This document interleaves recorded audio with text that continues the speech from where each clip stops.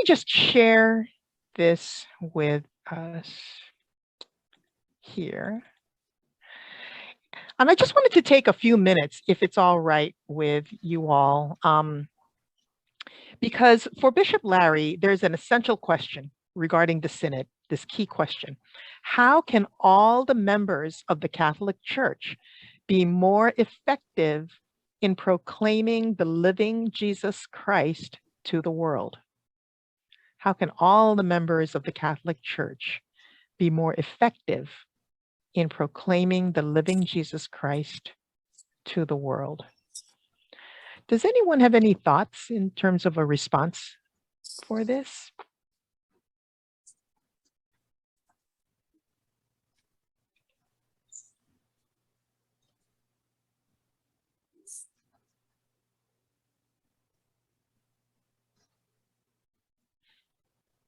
As for me, to be an effective person in proclaiming the living Jesus to the world is depend on also on me, that I have to be in each individual and begin with myself to be more disciplined, to be more to live by the life that Jesus expects of me, and that Jesus is,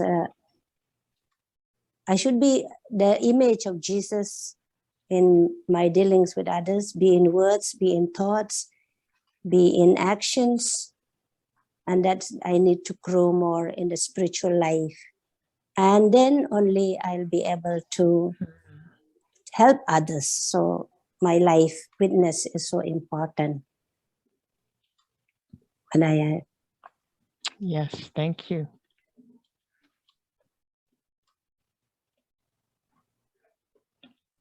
You know, with that, sister, I, especially entering into the season of Lent, I need to, I think in order to be more effective in proclaiming the living Jesus Christ to the world, I need to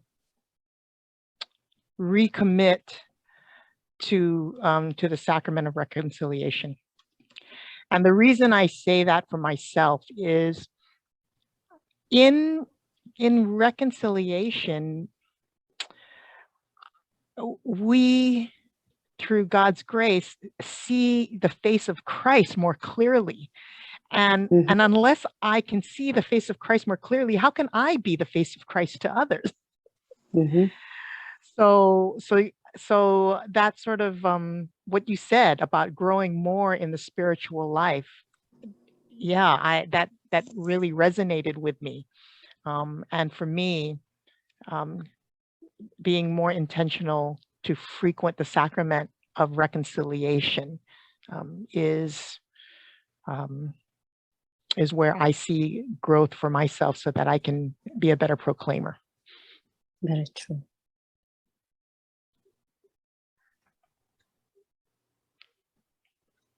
So for me, I think it becomes more of a shift in a process of thinking, how can I do something that I'm not currently doing? And one thing, me personal, I know I can invite more of my friends and family just to go to church with me. And just, make the invitation. And I know sometimes it's very easy to, want to address something and not know how to address it from a Catholic or a Christian point of view. So I think it's important to pray for the grace to be able to do that, in the right circumstance at the right time, because I think so often, in the course of our daily lives, we have many opportunities to respond. So I think, first of all, we need to pray that, we are guided by the Holy Spirit, that we can identify those times, and then pray for the courage to, be able to witness, or, speak to how your life has been transformed, and not so much maybe telling them what they should do, but, sharing, how, your faith has been transformed because of, the things that you do. And not necessarily because we're all really connected to our parishes and so forth. It goes beyond that, at least for me. I mean, of course it helps, but I mean, I know for me personally, it's been so transformative that it's got to be where we can't help ourselves from not trying to influence everybody that we come into contact with. So, it's not about, I mean, you're not going to have, an hour of your, bump into somebody, at the grocery store and like to stand there and catechize or witness, for an hour, but just, oh yeah, I go to Maria Laniquila Church and, they have really great priests and, there's 5 masses every Sunday, please come and check it out and just, make the invitation. Love that. Yeah, I love that. It's so straightforward, and you're right. I have to remind myself, oh yeah, invitation. That's wonderful. Someday over drinks and tapas, I'll tell you all the story about Pistachio Pete, the homeless man that I met on Bishop Street, who I invited to Mass. It's and he actually came. Yeah. Love it. After reading this, two things stand out to me is proclaiming the living Jesus and to the world. And proclaiming the living Jesus makes me think of here and now, not looking back, but here and now. And then to whoever's in front of me, instead of thinking the world, because that would be, that's overwhelming. That's like trying to eat a whale. I mean, you can, but you have to do it one bite at a time. And so just like Susanna was saying, invite, individuals. I think too, is if it goes back to you got to live what you believe. So make sure your beliefs are in line, I guess, and be that living witness, so that even when you can't talk to somebody, you don't have that hour to talk to somebody, which some people do, kind of stop you somewhere and they ask you a question and it's not a simple answer. An hour at the grocery store. That no matter what you're doing, no matter how much time you spend with them, that there is a connection with the Holy Spirit through you, like you're the conduit, as we should be, and that even if it's just that split second or two, or just a minute, or like you're saying, that invite, just because sometimes just thinking of, or not thinking of, but asking somebody, they're super excited that you thought about them at all. Yeah. Mm-hmm. And you don't have to invite them to your church. I was in Lahaina, getting away from here, and went to the little toy store over there near Front Street. We go there every once in a while. It's cute. And one of this guy said something, and I thought, you're Catholic, whatever he said, just kind of. And I said, oh, do you go to church around here? And he said, actually, he goes, it's so funny that you asked me that. Because it was a couple of years ago. He said, I just ran into a priest playing basketball or something, and he invited me to church. And he goes, do you know that no one's ever done that before? And I went, and I will bet you that it was Father Sebastian. Yeah, because he invites everybody to church. That's a great story. It reminds me of the time we were on a neighbor island trip with Bishop Larry. And so Bishop was sitting in the row behind me, and another passenger sat next to him. And Bishop Larry just strikes up the conversation. He had a jacket on, so you didn't quite see his Roman collar, and certainly didn't see the bishop bling, his pectoral cross. And so, he just had small talk. Our bishop, he's so friendly and just sort of gets around. Oh, so what do you do? And so it's like, oh, I'm the bishop. And so, so he just starts this natural conversation about, and we would love to see you. Or da, da, da, da. I'm just laughing. But he just has his elevator speech. Like within 3 minutes, got someone to feel so comfortable and open to the idea of coming back. This person was baptized Catholic but hadn't been back to church, so he had confessed. So, so, Bishop, maybe you should have offered him absolution. Could start again.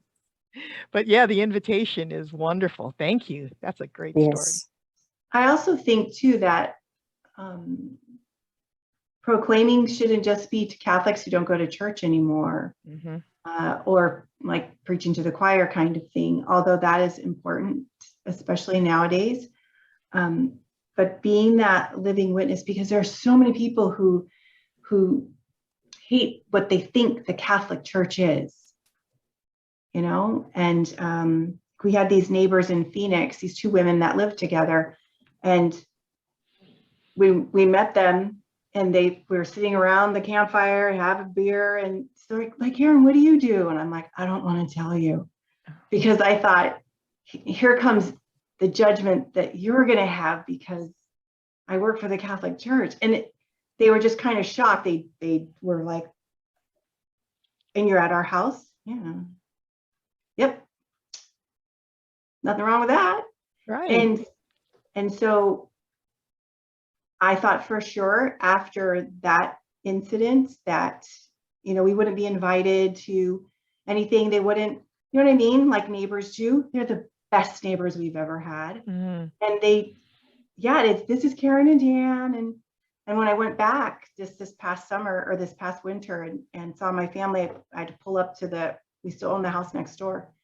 And they were out decorating, and I got out of the car and they're like, oh, no way. And it's just, yeah, because now I don't want them to view the Catholic Church. I don't care how they see me, but I don't want them to look at the Catholic Church as somebody who hates them for who they think they are, believe they are. I mean, nobody should feel that from anybody, especially from this huge church.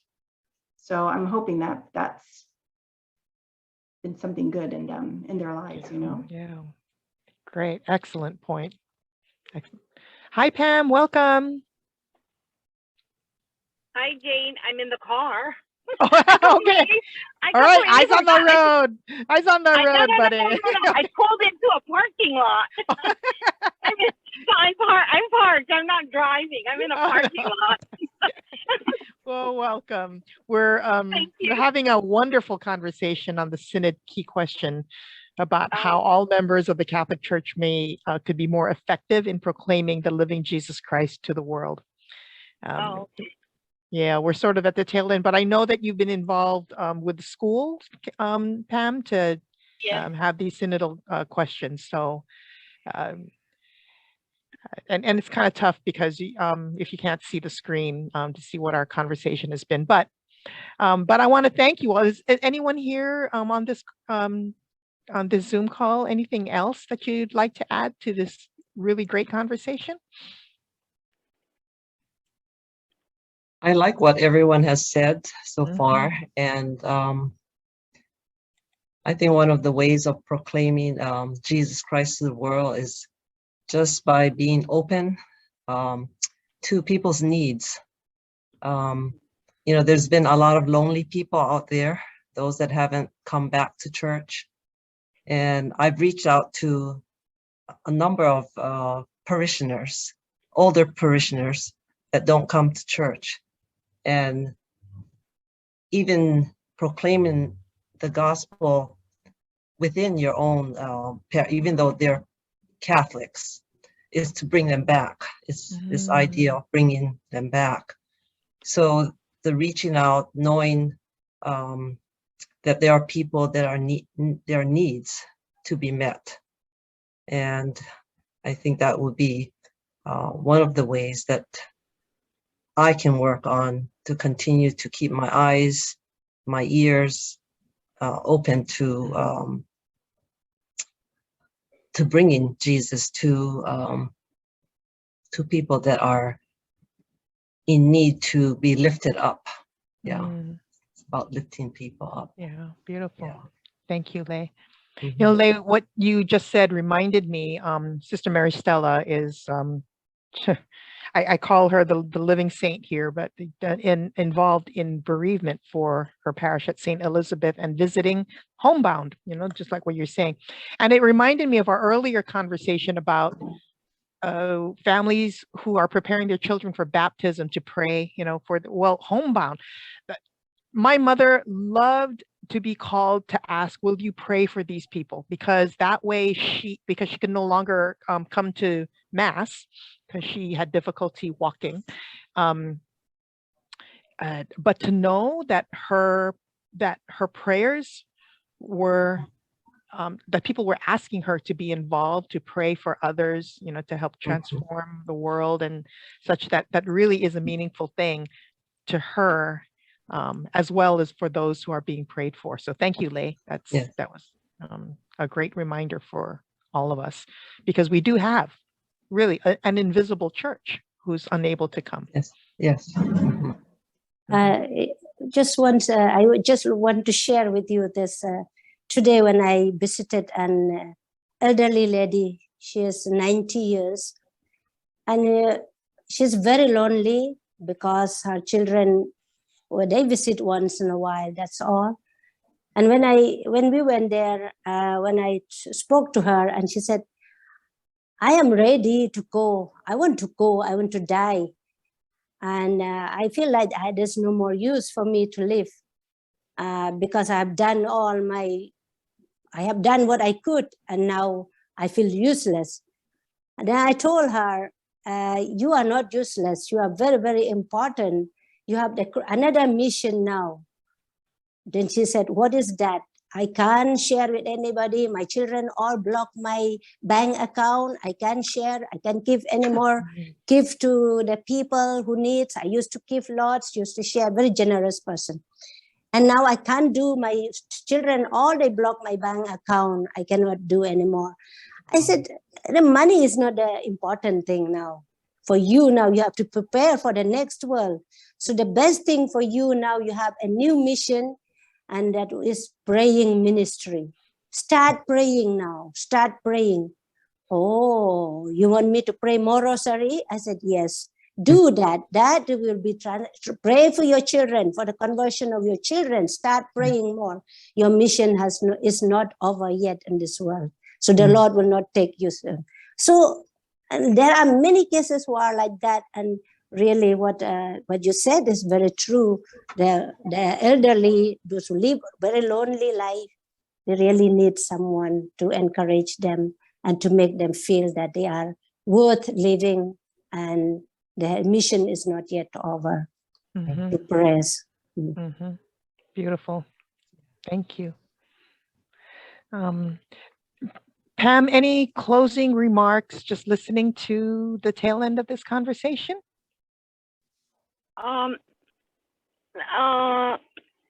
No, when you were thinking about, like bringing like Jesus to people, for some reason, because I teach in a Catholic school, I'm kind of focusing on our school, because sometimes I look around and I know we go through accreditation and we go through our Catholic identity, but I guess where I am in my life is that I really want the kids in the Catholic schools to really embrace Jesus, because the youth are our future church.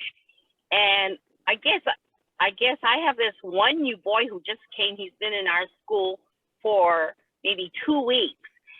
And I look at that child and I go, oh my gosh, this is like a Carlo Acutis walking in front of me.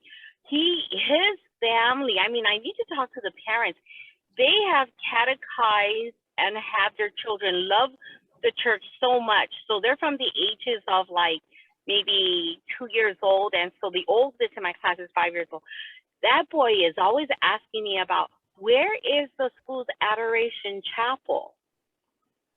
I mean, and he tells the kids stories, so he's kind of evangelizing his own Catholic classmates, because they ask him like about his brothers and sisters, and every single one of them has a saint's name, and they go, well, yeah, and he says, have you ever heard of Colby Max? Colby Maximilian Kolbe. And he told the kids about his saint and about during the Nazi time and everything.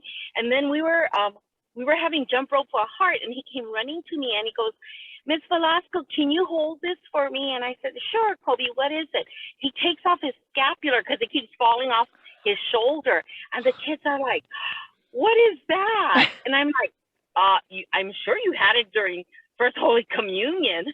So sometimes the kids, even in Catholic schools, need to be re-evangelized, I guess. I don't know if that's the term, but, I'm thinking, I see him and I go, oh my gosh, he's 5th grade and he's witnessing to his own classmates, reminding them that, and he even tells me, oh, my family we went on retreat. And I'm like, where did you go? Because there's a pandemic. He says, no, my mom and dad go online and they choose some things, and every month we choose a virtue that we need to live by. Oh, that's Wow. I mean, I am so blessed to have this child in my class, and so today he raises his hand. He says, we're supposed to be bearing the Alleluia today, aren't we? And the Yes. kids are looking at him like, what? I mean, I do that activity, but like he kind of beats me to it. So in one way, it's so refreshing for me as his teacher, I mean, it's like, it gives me hope that there are, no matter how hard the world is, there are these saints walking around, these little children evangelizing their own, and giving us a refreshing course and re-catechizing even the adults, Yeah. Well, God bless his parents for creating that Catholic culture, because that's where he's learning, the words and the, and the saints. Adoration, these children. In fact, he Beautiful. told me today, he says, Miss Velasco, guess what? I went to your church. And I go, what do you mean my church? He goes, my parish. I didn't go, but my mom did. She took Thomas, the 2-year-old, and they did adoration together. Yeah. See, and so you're right. The Directory for Catechesis reminds us that we are never to assume that the baptized have a grasp of charisma. That's essential truth, that it's all about our salvation. Everything that we're doing is all about our salvation. Yeah, that God created us in love, that sin separated us, and then God gave his life for us, through his son Jesus, and wants us to, accompanies us in the Holy Spirit and wants us to live with him, forever. And so this whole essential message of the charisma has been lost along the way. And so how wonderful to have these young people Oh, let me tell you, remind us I of the love message, right? Love it. And they have the capacity, and I think that what also teaches us is that they have the capacity for adoration. We think, they're just going to get too wiggly and so, but they can learn. They have the capacity for. So I asked him, I said, hey, Colby, so when you go to Mass, because they have a terrific 2, right? I said, do your sisters and brothers kind of run around? He goes, no. I said, do they get taken out of Mass in case they cry? He goes, no. He says, my mom found this app, so when we're doing our Mass, the little ones have an app and something with the Mass or prayers or about the saints. So they're looking at that quietly throughout the whole Mass, so as not to disturb. And then they know parts of the Mass, like the Our Father and things like that. But what the neat thing is, we were doing our Lenten sacrifices, what we're going to do. And so I was telling them, okay, tomorrow is Ash Wednesday, and on Fridays, we were talking about fast and abstaining. So I said, Kobe, do you guys just eat fish on Fridays? He goes, he says, no, during Lent, we give up all the meat. The only time we eat meat is on Sundays. And I go, Sundays? Why? He goes, because that's our Lord's Day. That's a celebration. So they really follow a lot of the regulations, I guess, if you want to call it that the church follows. I've never seen a more Catholic child in the longest time. Oh, that is That's really so neat. Thanks, Pam, for sharing that. So, Oh, you're welcome. well, thank you, everyone, for this great conversation.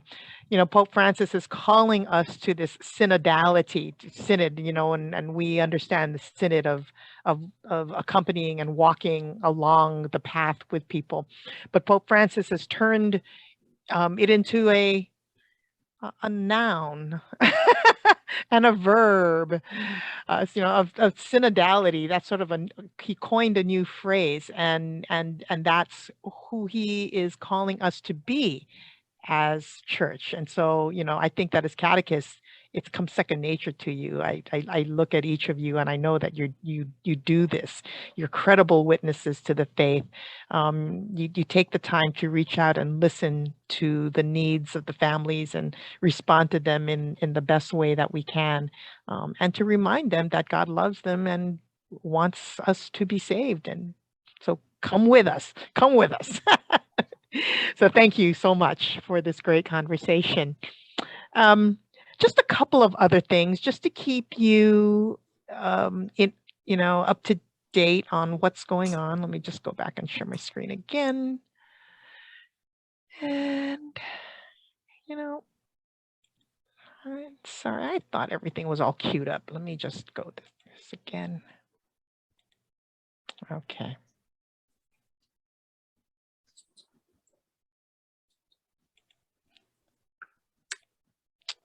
There it is.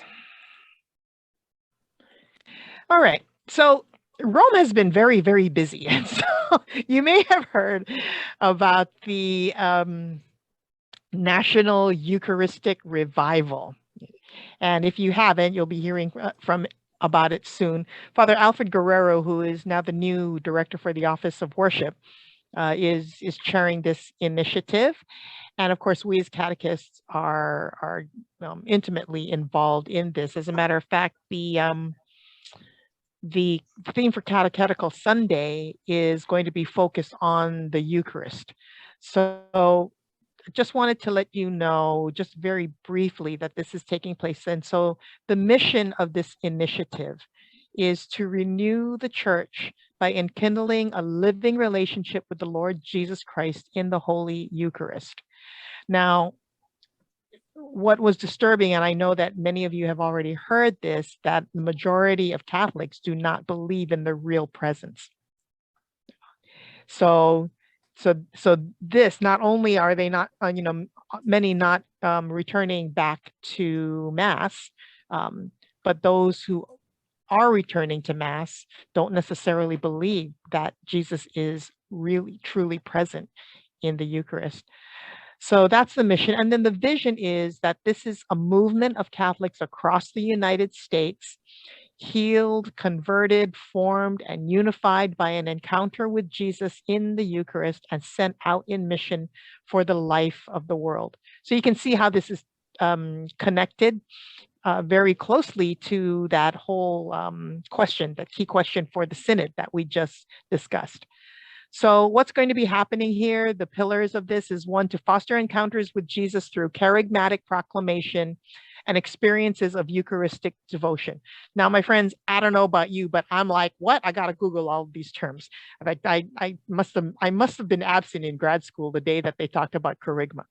But charisma really is, essentially, Pope Francis has a beautiful way of boiling it down to its glorious essence, is that Jesus Christ loves you, he gave his life for you, and now he accompanies you every day, so that we may live with him forever, And so getting back to our message of salvation, the charisma. So the charismatic proclamation and the experiences of Eucharistic devotion. So Pam, thank you for sharing that story, because we have discovered that even the youngest ones and many teens, they love Eucharistic devotions at quiet time, put the phone away, no distractions, And I think people are hungering for this. And 2, to contemplate and proclaim the doctrine of the real presence of Jesus in the Eucharist through the truth of our teaching, beauty of our worship, and goodness of our accompaniment of persons in poverty and those who are vulnerable. So 3, empower grassroots creativity by partnering with movements, apostolates, parishes, and educational institutions.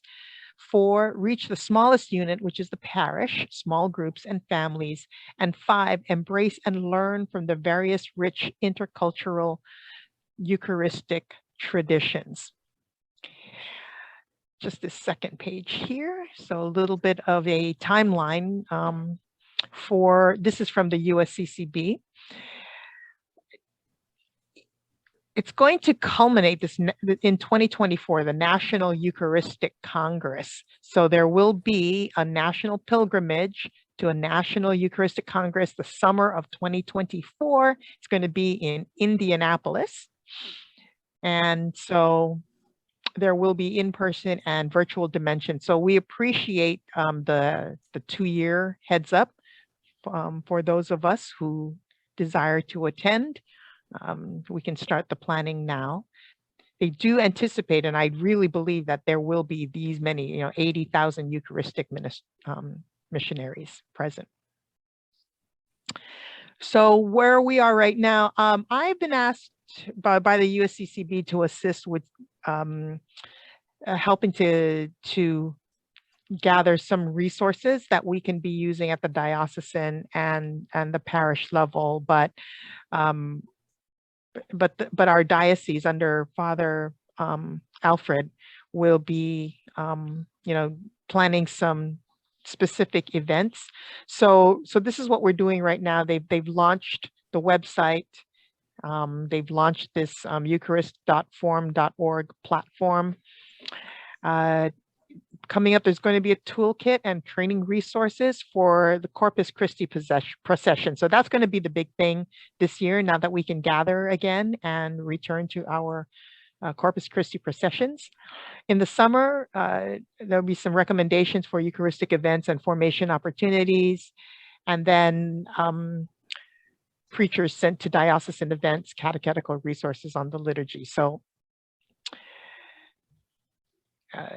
we'll be seeing social media campaigns, toolkits and training resources and such. So anyway, I'm going to be sending all of this out to you so that you can just, take a look at it, just so that you know what's going on. But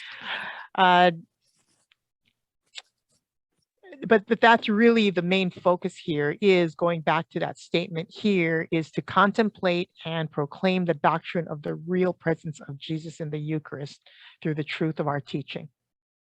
So that's our main focus.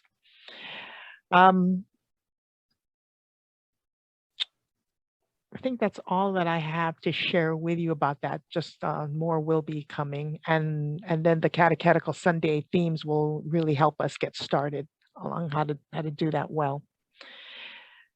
Let's see, I think that's it for that one. The last couple of things I wanted to talk about is Franciscan at home. So our catechist certification, our new catechist certification process. I know it's been been really tough because with pandemic, we can gather, we can't gather, and such, to sort of get things going with this new training resource.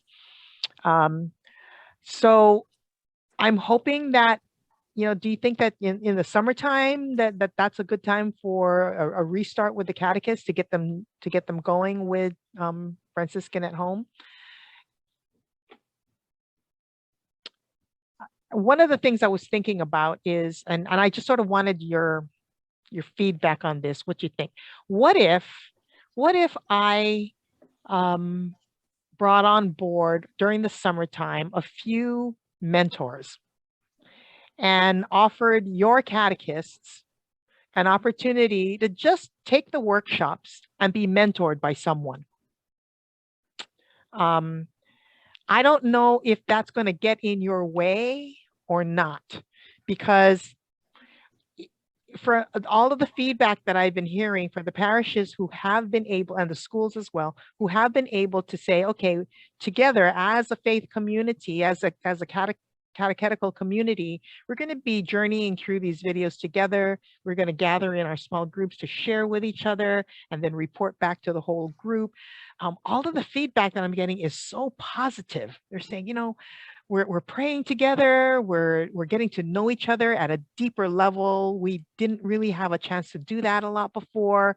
You know, we just like, oh, hi, yeah, I know we know each other by name, but we haven't really had a chance to really share the faith as deeply and intentionally and systematically as we can using the Franciscan at home, you know, process. So I wanted to sort of get your opinion about this. If I had a few mentors and said, okay, anyone who wants to make progress on your catechist certification, you can go ahead, take the workshops and send it into this mentor, you know, and they'll mentor you through, and then you can do, and then you'll be marked complete. Is that a good thing for you or not a good thing for you?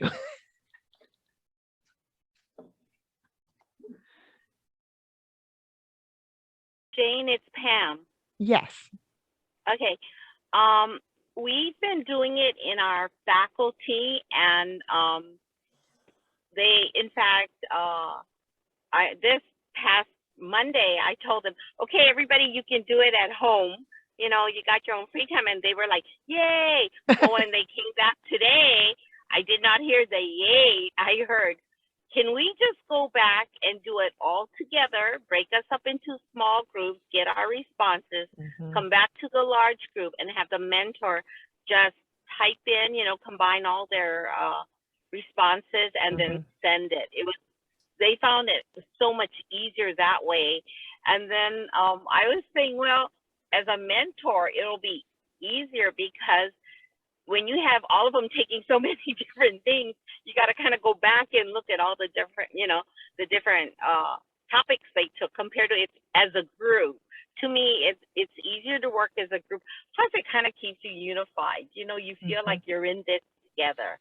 That's just kind of how, you know, I mean, from the feedback of my teachers that I heard today from them, you know, they were happy they had the day off and didn't have to come to school. But when they came to school, they go, can we just do it the other way?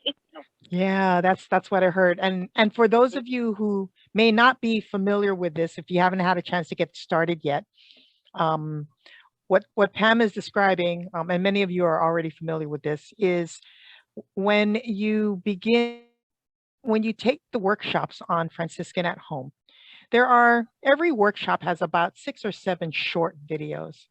And so every learner will watch the video, and then there's a prompt, there's a reflection question. So you go to small groups and you discuss the reflection question. So it's a peer mentoring process. And then the small groups will report to the larger group. And whoever's facilitating this, usually, you know, one of the leaders or whoever, they would enter bullet points about the group's discussion, you know, into one of the leaders'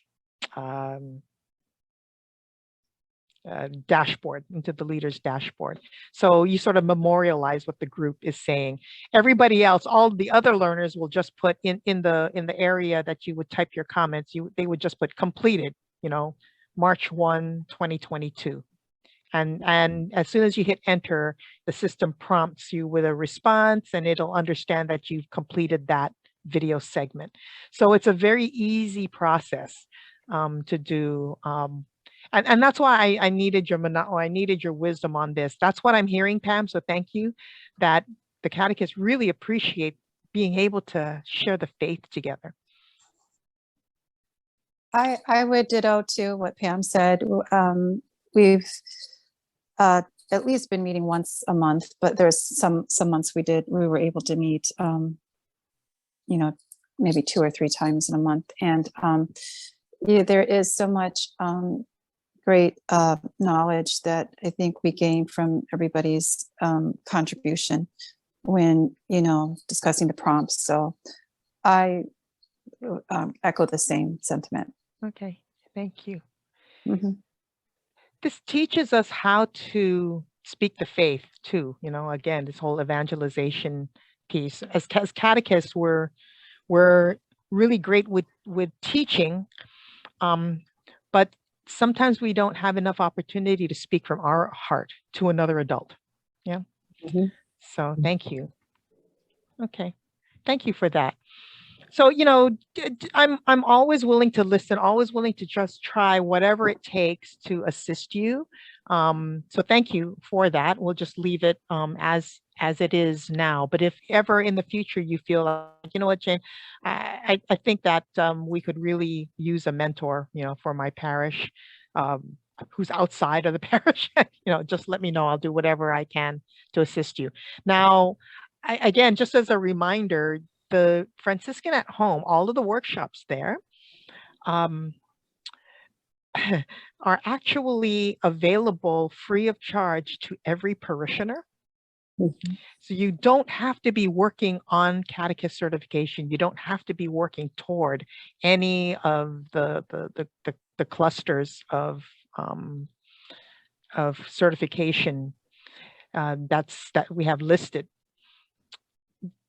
People can just go, one workshop. I'm just interested in that. I'm interested in that. So if you ever feel that for a parent meeting, you would like to use this, go ahead, teach them how to sign up for an account, and then they can just view videos on their own.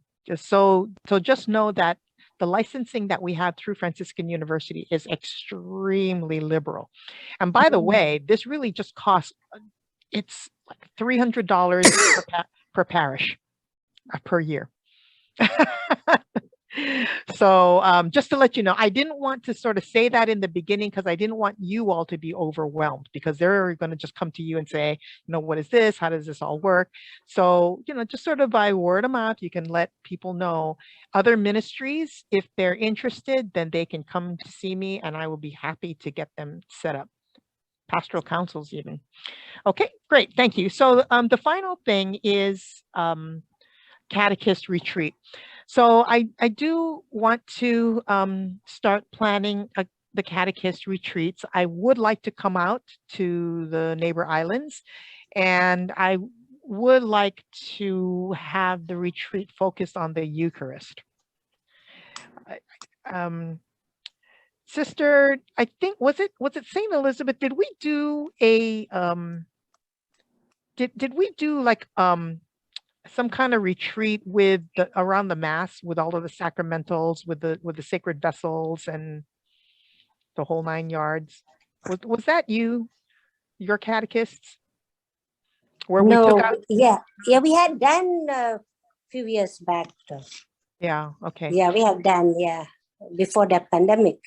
Mm-hmm.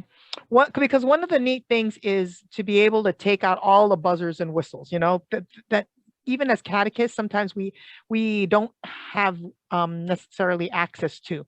Like, how many of your catechists have ever had the privilege of bearing the processional cross? Of actually placing their hands on the sacred vessels, of ringing the bells, of putting on the alb, of the scent of the oil of chrism. All of our sacramentals, that build up to, in our rituals that build up to the real presence of the Eucharist. So I'm sort of thinking about that along those lines. But what do you all think? If our catechist retreat to focus on Eucharist, I know this is a big question. What would help your catechists? Because, want to get a good facilitator for us.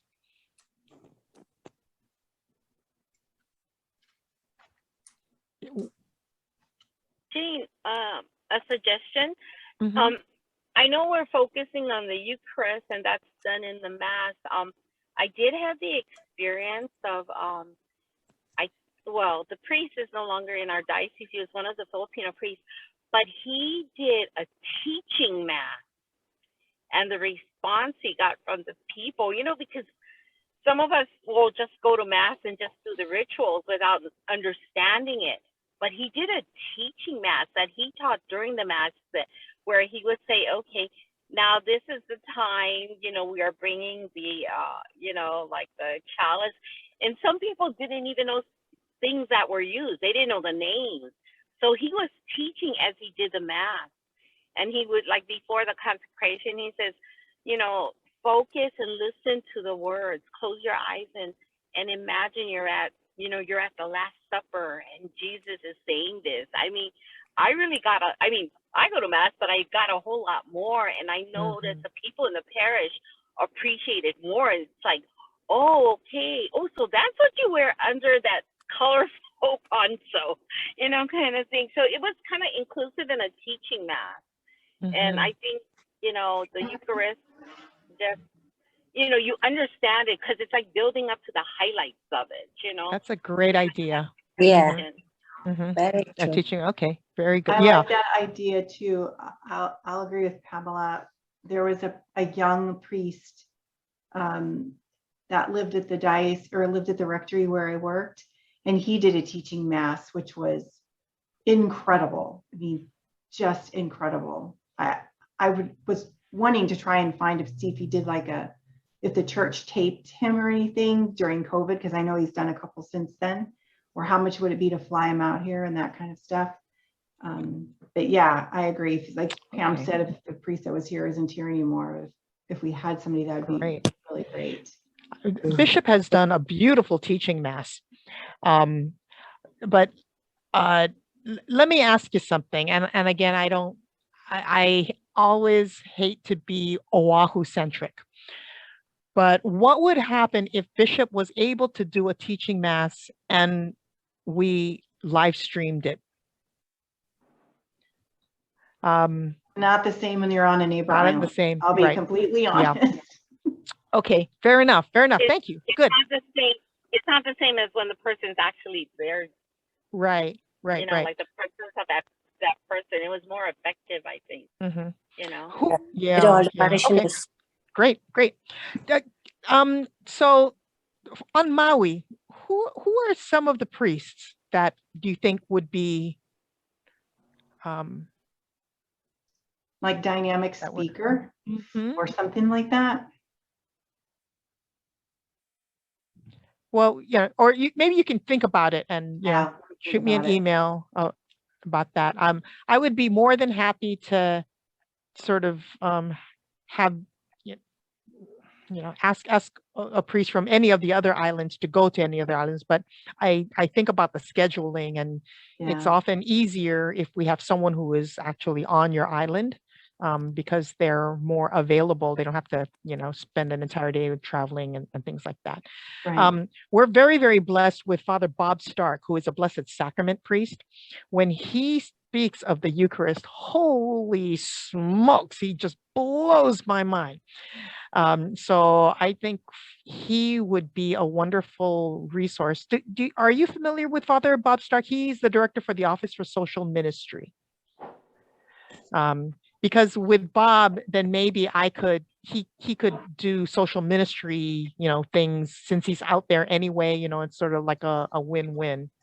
But if you don't mind, if there are on Maui, if there are names that you think would be a dynamic speaker for that, please let me know and I will approach him on that. Even a deacon, because the deacons are well trained in the Mass as well and have access to the sacred vessels and things like that. Okay, thank you for that. So we'll be looking at that. I think that folks are saying to me that summertime is not a good time. August would be as early as we would like that kind of retreat to be taking place. So we're going to have to sort of try to time it throughout all of the 2022-2023 year. I don't know if we're necessarily going to be able to get all of the 6 islands in the second half of 2022 for Catechist Retreat, but certainly in the next school year, we'll get that together. Thank you so much. Well, you guys are great. This is very helpful. And that was it for what I had on my agenda. Anything that you, any questions that you have or issues that you wanted to discuss? Okay.